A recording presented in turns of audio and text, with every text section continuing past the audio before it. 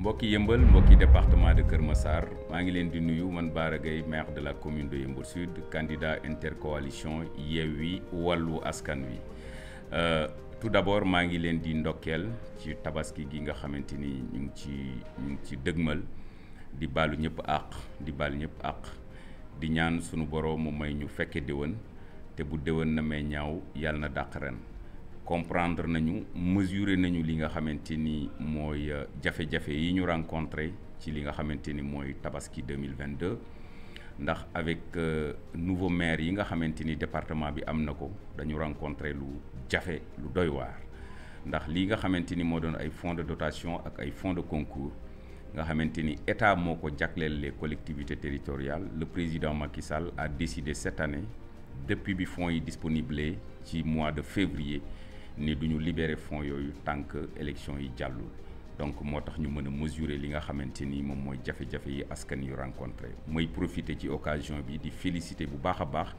sama collègue maire yi nga xamante ni moom la ñu nekkandool ci département bi ndax ku ci nekk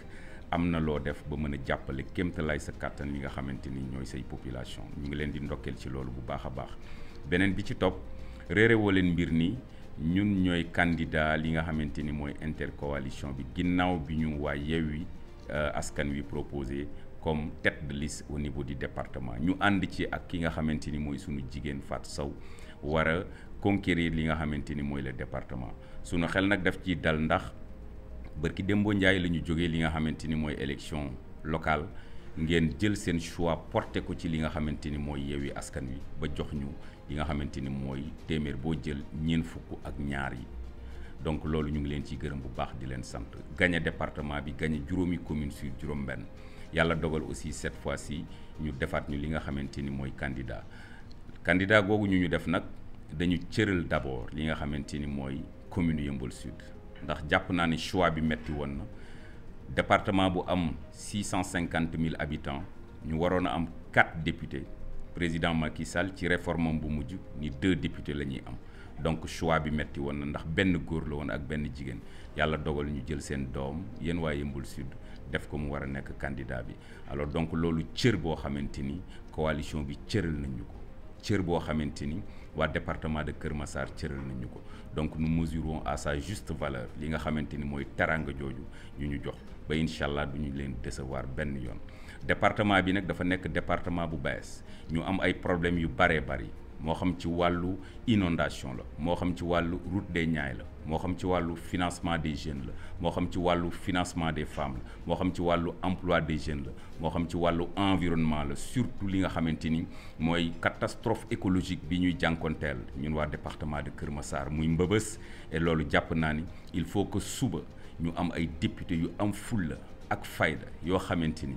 dara feesul seen bët ba bu ñu duggee assemblée nationale mën fa représenter dignement li nga xamante ni mooy le département de Kër Massar votre serviteur bi jàkkaarloog yéen bi ñu koy fal mu nekk maire 2014 kenn xalaatul woon ni li mu def ci résultat waroon na ko mën a def mais yàlla dimbali nañu prix bu dul prix wu jinne jox nañ ñu ko ci wàllu gouvernance territoriale bi ci mujj mooy le titre de meilleur maire du Sénégal ñu jox ñu ko en 2021 noonu nga xamante ni noonu la ñu laxasaay woon liggéeyal suñu collectivité territoriale muy Yeumbeul Sud noonu laay jëlee engagement fii ni danañ ko laxasaayu incha allahu rabbi pour représenter dignement le département de Kër Massar waxuma leen ni man ak Fatou Sow nous serons parmi les meilleurs députés déedéet loolu duma ko wax parce que li ci kanam raw li bët mais lenn mën naa ko garantir di ngeen am député bu am fulla ak fayda député boo xamante ni dara feesul bëtam député boo xamante ni li ko intéressé mooy fa nga xamante ni fa la ñuy dem di fa natte alalu réew mi di ko tas ci bépp domaine ngir développement wu Sénégal yéen waa Kër Massar di ngeen dem ba yaakaar ni yéen a ngi soog a am député et pourtant amoon nañ ay député yu bare bari engagement boobu mën nañ ko jël di leen sant bu baax di leen gërëm di leen ndokkeel te di leen wax ni campagne bi commencé na lii mooy sunu premier message boo xamante ni envoyé nañ leen ko danañu ñëw këroo kër quartier au quartier commune au commune responsable au responsable dignitaire au dignitaire wax leen li ngeen xamante ni mooy sunu projet pour jëmale li nga xamante ni mooy sunu département ca kanam parce que jàpp naa ni fulla mooy jaay Dakar wala mu mos jeexal ko maa leen di sant bu baax di leen gërëm